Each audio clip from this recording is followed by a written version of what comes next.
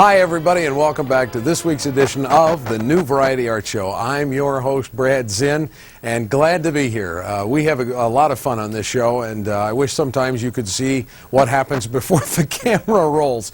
Anyway, the New Variety Art Show is your chance to meet a variety arts performer each week and learn something about what they do, why they do it, how they learn to do it, and hopefully the next time you see a variety arts performer live and in person, you'll appreciate what they do just that little bit more. And we hope that you'll contact us and let us know what you think about the New Variety Art Show. If you have a suggestion, something you like, you didn't like, maybe a guest that we could interview here on the show, or if you have a variety arts type event coming up, we'd love to mention it on the program and give you some advanced publicity about it so that folks can come out and catch variety arts performers live and in person. And by variety arts performers, we mean clowns, mimes, jugglers, magicians, hypnotists, psychics, caricaturists, belly dancers, clowns, I think we mentioned. We even have Easter bunnies and Santa Clauses hanging around the set from time to time. And here's somebody that hangs around the set an awful lot, but we're glad that he does. Our musical director, Van Corrigan. Thanks. I'm glad that you are glad. Oh, I am. Do you do Santa Claus?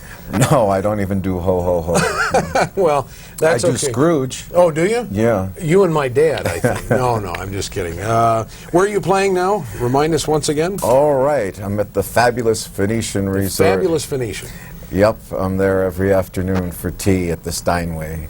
At the Steinway. Yes. Now, is this a very hoity-toity thing? Do you have to No, know people come and go. No, men are supposed to keep their pinky down. Oh, is that it? Okay. Yeah. I know. That's probably why I'm never invited, because I never learned the proper etiquette. Well, come over. We'll take good care of you. Well, I will. And you and your wife are performing together now. Is that right? That's right. The Duo newlyweds. pianos. Right. Dueling pianos. Not dueling, duo. Oh, duo piano.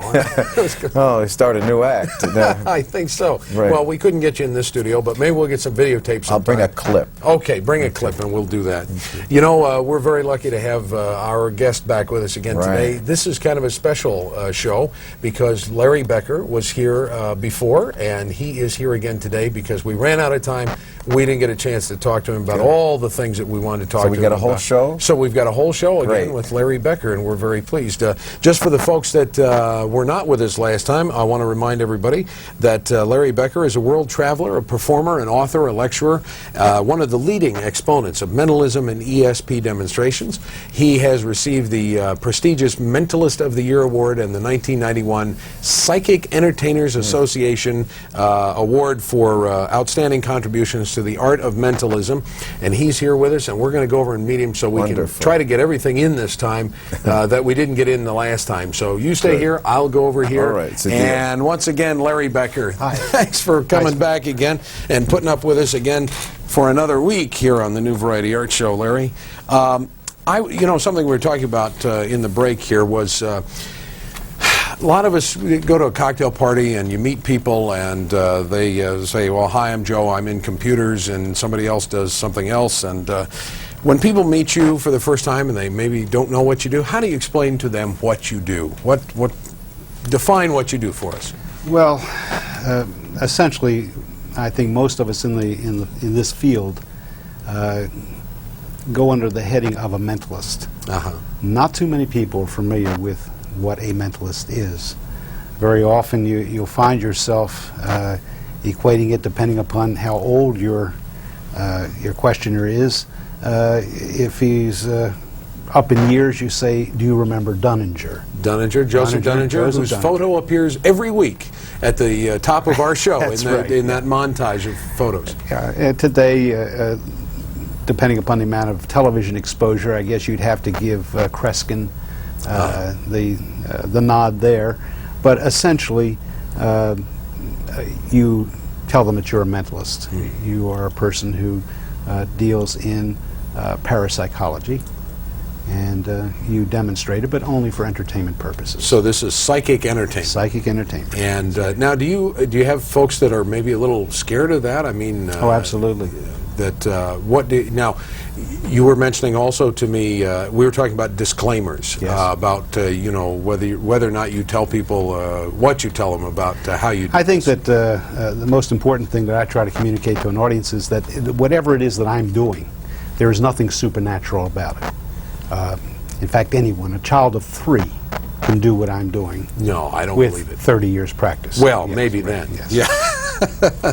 Very good. And as we mentioned last week on the show, you're a recent transplant here to the Valley, originally from the eastern part of the United States, correct. as was one of our previous guests, Dick Schick, who I think you probably know, that was doing puppets, and you're living out in Carefree now. Right. Very good. Well, we're glad you're out here. Where do you find most of the places that you work to perform? Where, what types of things do you? Actually, Brad, over the past 10 years, I have almost made a career out of entertaining and lecturing to magicians. I guess you might call me a magician's mentalist.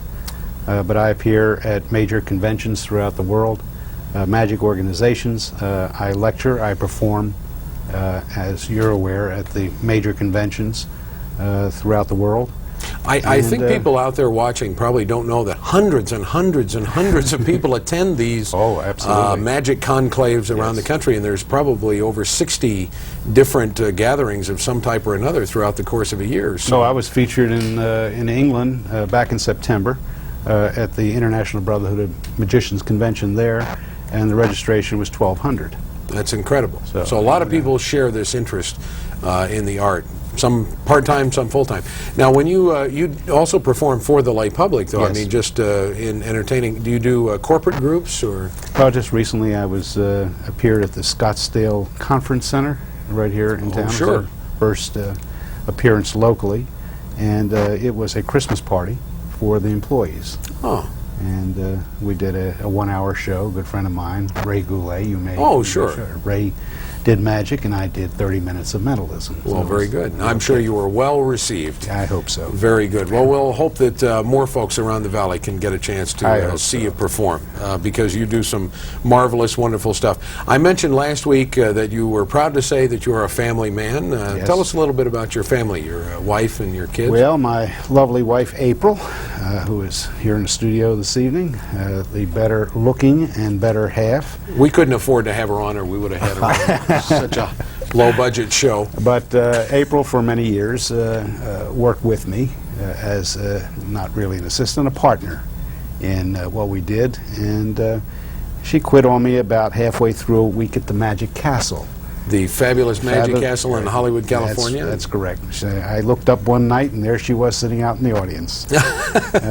Somebody had said, gee, he ought to give you more to do, or you ought to sit out front. So she's been sitting out in front for the past 5 or 6 years. Well, now I'm surprised. You were supposed to know she was going to do that.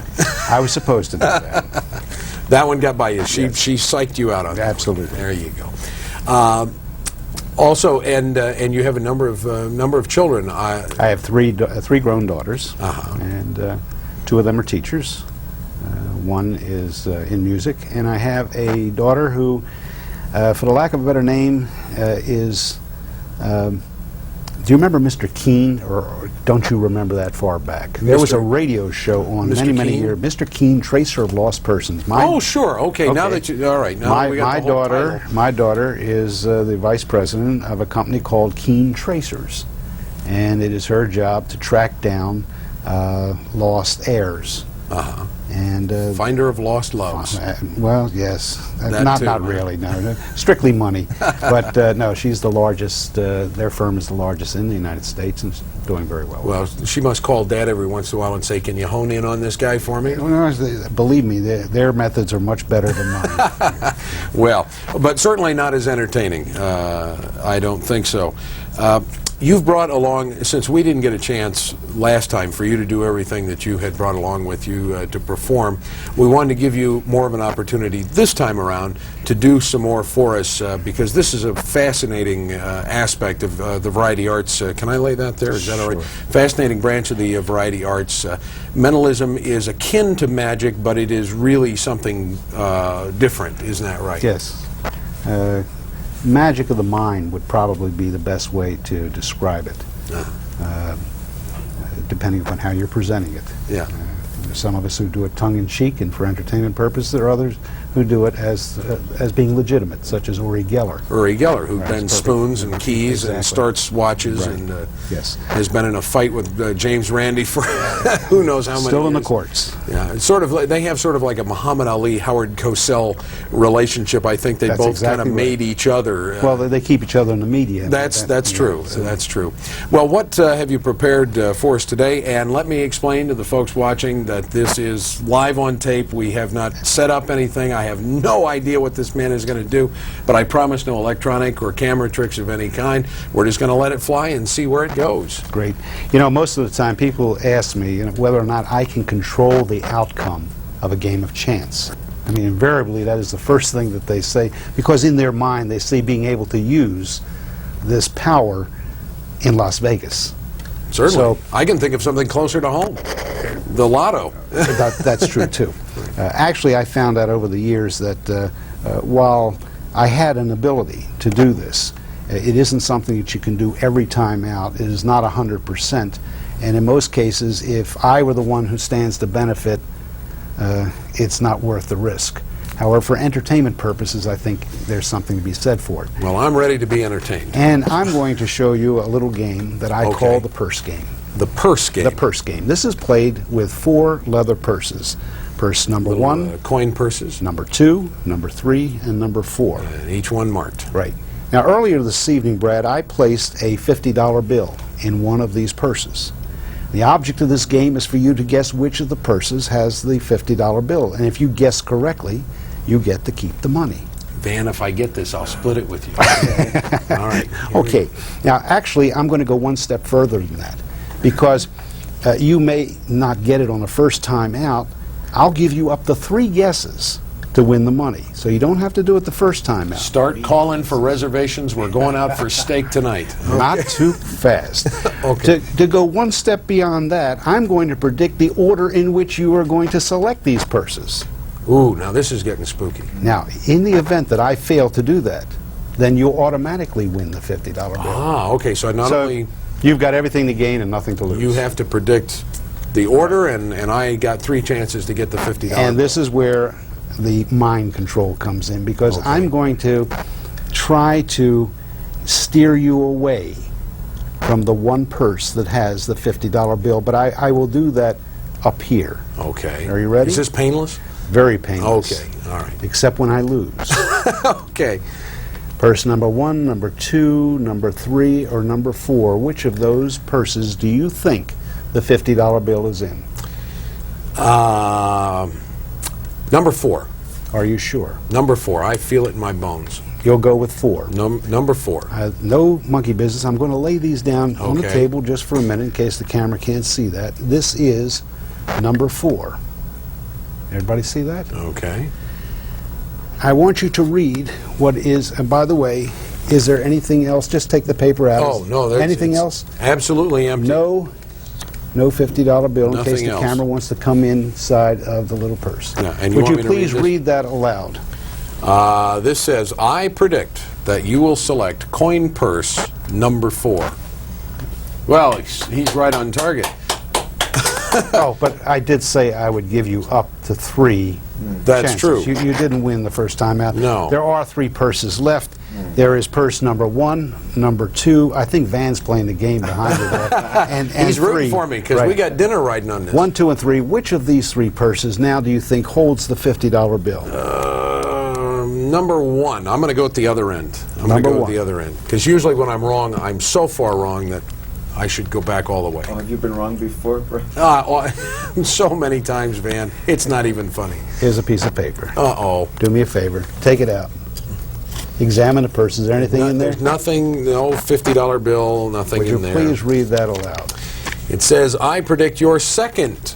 Ooh, your second choice will be purse number 1.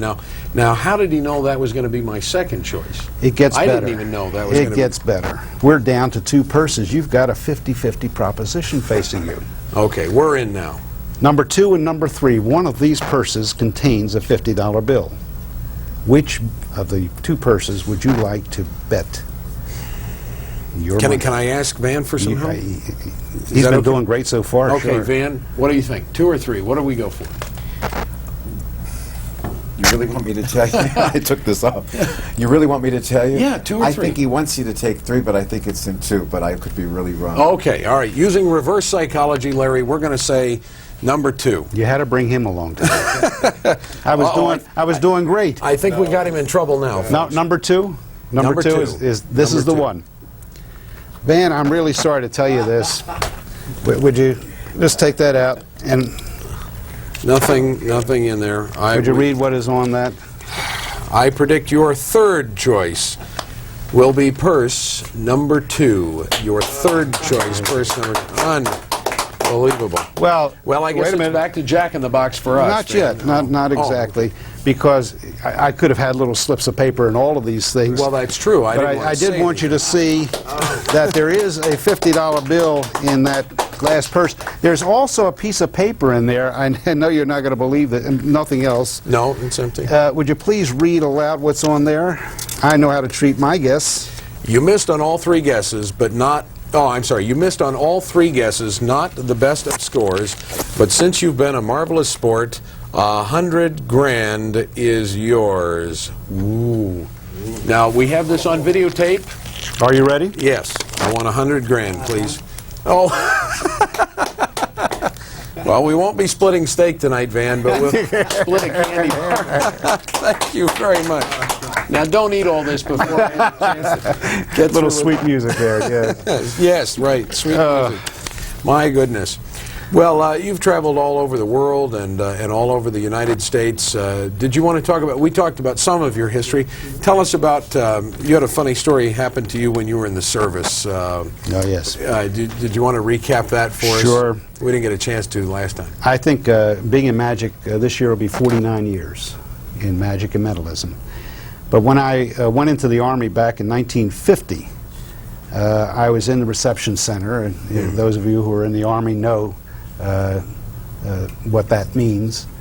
And during that period of time, we were given a series of tests, aptitude tests, to determine what we were going to, which part of the service we were going to serve in. My dad qualified to be a sheep herder, but that's another story. Anyway, go ahead. At any rate, within a matter of days, it was the middle of winter, and the rest of the guys who came in with me were marching up and down between the barracks, learning how to march.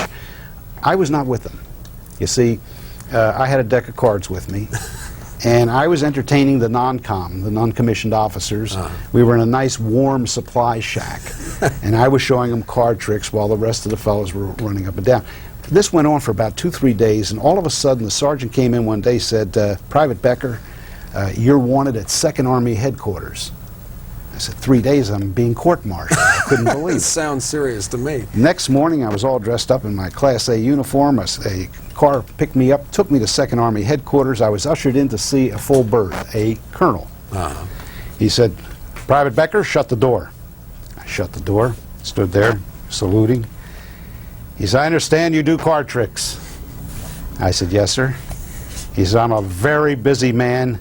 You better be good. And with that, he opened up the drawer, took out a deck of cards, and flipped them across the table. And for an hour, the colonel and I sat there, and I showed him every card trick I could think of.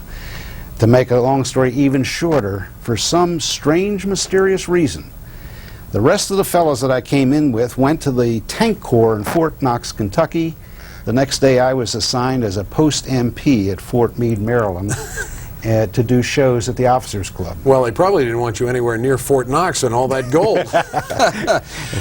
Speaking of gambling and Yes. all that gold, I don't want to run out of time again, so I noticed you brought some chips. Now, these look like they come from Las Vegas. They sure do. Is there something we can do with those? I would love to do this with you. In fact, I think I'm even going to use you and Van, if you don't mind. Oh, okay. Because we're going to take an imaginary trip to one of the world's great gambling casinos. Would you like to do that? Trump Plaza. No. Oh. Well, no, actually, all you have to do is use your mind on this, because it's an imaginary trip. Okay. To begin, I'm going to take, I've got over 50 chips from the Dunes, Caesar's Palace, the Sands, over 50 chips representing some of the top casinos not just in Las Vegas, but in Atlantic City and Reno. Oh, okay. I thought maybe, Brad, you might want a souvenir of the occasion. This is from the Flamingo for the purpose of for those people who are not familiar with it. The Flamingo was the first major casino in Las Vegas, and you know who built that? Bugsy Siegel. No, Warren Beatty. Oh. Yeah. That's for you. Oh, thank you. We'll mix up the chips because I want you to select any one of these. There are 50 different casinos represented. Okay. Look away, reach into Okay. and just remove any one of those I chips. won't look at the monitor or anything. Any one that you want. We're going to remove Don't tell that me one. what it is, just put it in your pocket. Oh, you don't want to see this? Not yet. Oh, okay. All right. Okay. I'm putting it in my pocket. Just put it in your pocket. I'll put the Flamingo chip in the other pocket. Yes, that's the one you can keep. Okay, thank you. Van, we're ready. Yeah. Van is going to bankroll. You don't have any money on you, so No, I don't. we're all Well, it's a we're all low-budget playing. show. Do me a favor, just use your imagination. Reach in your pocket and move a roll of $1,000 bills. That's my imagination. You have them? Good. Yeah. Now, just I think over you here. dropped one here. Yeah, if you can reach over and count as many as you want on the palm of my hand. Loaning these to Brad. You're loading them to Brad. Go ahead. 1, 2, Keep going. 3, 4. $4 grand. $4 grand. That's not bad. Yeah. Thank your friend there. Yeah, thanks, man. Yeah, you hold my marker there, that $100 grand over there. Here we go. I'm going to let you hold the $4,000, okay? okay. You can keep that. Right now, I'm going to give you a chance to play the game. So put that in your pocket. You can Okay. keep the money. Put that right over there. You can I get pay. to take that home. You can pay Okay. Van back later out of your winnings. Not a chance. Okay, if the camera can see, this is a pack of 52 playing cards, and we use those because they're easily visualized and they represent 52 distinctly different images. Okay. I'm going to ask you, Brad, to hold the cards as if you're a dealer in Las Vegas. Uh-huh. And I'm going to ask you to begin dealing the cards one at a time, face up in a pile right here in the middle of the table. One at a time, One at a face time. up in the middle of the table. Right, just Do you- continue dealing do you- face up. Okay. All these cards are different. Yep, and any time that you like, you may stop. Okay. The choice is entirely yours. Let's see. I like face cards. I'll stop there. Okay, now, this is going to be your card over here. I want you to place this card. We'll place it face down over Okay. here. This is me over here, but you continue dealing the cards face up. Okay. And at any time that you like, stop. Okay. Well, I'll give you that one. Real sport. Two. It was a two. Would you continue dealing face up? Okay. And at any time that you like, stop. Well, let's see if there's a... Ooh, I had a jack. Well, let's take the king. Okay. I'll take the king. All right, of your own free will, 2 cards, continue dealing. I need another card. Okay. Well, there's a 3. That'll do. Last of the big time spenders. I'm here. going to win this. I'm going to win Okay, this. you can place the rest of the cards down in the middle. Face down? It doesn't make any Okay. difference. We're finished with them. Oh, all right. Now, if I can recap, ladies and gentlemen, for just a moment in the viewing audience, Brad, and we set nothing up We here. set nothing Absolutely, up. this is by totally... anything you the hold deck- holy, I swear. The deck is an ordinary deck of cards. Ordinary deck of cards. You had the free choice of selecting any 4 cards that you like, 2 for you and 2 for me. Right. Our friend Van over here loaned you some money. Right. Right. Out of the goodness of his heart. Right. But in your pocket is a chip which we haven't looked at yet. That's It is- right. That chip is where we are playing. Would you take it out and tell Okay. us all which right. casino? I'll reach in here. Which we casino? are playing at the Harrah's in Reno, Nevada. Is that right? Yep. The Harrah's, Reno, Terrific. Nevada. Harrah's, Reno, Nevada. Over here, in full view of the audience, the entire time we were sitting here, Now, this has been here since we started taping. is a little, I guess you'd call this a dry erase board. Uh-huh. But on the other side, I have, before the show, written something, and I want you to read it as the camera dollies in and takes a look at this. Read it out loud. Brad. Okay, Brad will visit Harrah's Casino. He'll wager $4,000 on a hand of blackjack and win with a score of 20. What is your score, Brad? My score is the jack and the king, and that's a 20. That's too... Van, we're going to go to Vegas. We're going to take this man with... Yeah, that's right. We're going to take him with you. That's, you enjoyed that. that's incredible. People must go nuts when you do this. The whole crew is, I know that for sure. How much we got? Just a few minutes. Do we in 3 minutes? Can we do this in about 2 minutes? I'll try to. We need about. I'll try to do this. We have one more thing quickly that, as possible. You brought along some books. Yeah, paperback books. Take any one. It doesn't make any difference. Okay, I'll take this one. Okay. What I want you to do is to turn to any page in that book. Okay, I'll turn to any page in the book. Okay, and try to pick a page that has a lot of text on both sides of the page. Got it. Got it? Ma'am, would you hold on to this sealed envelope, please? Man's Thank holding you. on to a sealed Brad, envelope. we're going to destroy the book, but that's okay. I want you to tear that page right out of the book. Oh, okay. Are you sure? Yeah. Okay. Now, look through the book quickly and make sure that that is an ordinary paperback book. Came right out of Walgreens. Doesn't seem to be anything odd about it. Okay. Okay. I'm going to take this piece of paper and fold it in half. Here we go. Okay. I'm going to tear the page which you selected into two pieces. Right. Tell me, which should I discard, the right hand or the left hand? Discard the left hand. Left hand is gone. Okay. We are left with a smaller piece. I'm going to tear that in half. Here we go. Should I discard the right hand piece or the left hand piece? Left hand piece. Left hand piece, it's gone. We're down to a very small piece here. I'm going to tear that in half and very carefully. Now, take your time. Which of these two pieces do you want me to eliminate? The left hand piece. The left hand piece is gone, and this is it. That's Would it. you please hold your hand out, place this here, and take your finger and place it anywhere on that. Okay, I won't look. Okay. May I have the envelope, please? I've always wanted to say that. Thank you. Okay. Van's held on to the envelope. Making Inside a letter, sure that no one tampered with his envelope. which was sealed in that Funk and Wagnall envelope. To whom it may concern, down through the ages, mankind has sought the ability to predict future events. The capability to accurately perceive beyond today is not yet an exact science, but some progress is being made in parapsychology laboratories around the world. Tonight, I will attempt to further that effort. On the 5th day of April 1992, I, Larry Becker, predict that on the evening of May 6, 1992, magician and TV talk show host Brad Zinn will select of his own free will and accord the word phone from a popular paperback novel consisting of over 100,000 words. Hopefully, I have succeeded. Brad, lift your finger. Is the word phone under your finger? Is it? No. No, I said under your finger. Turn the paper over. Is it there? Yes, it is. Unbelievable. The word phone right there. It's there. Thank you, Brad. Yeah, Larry, unbelievable. Great. We could spend hours with you.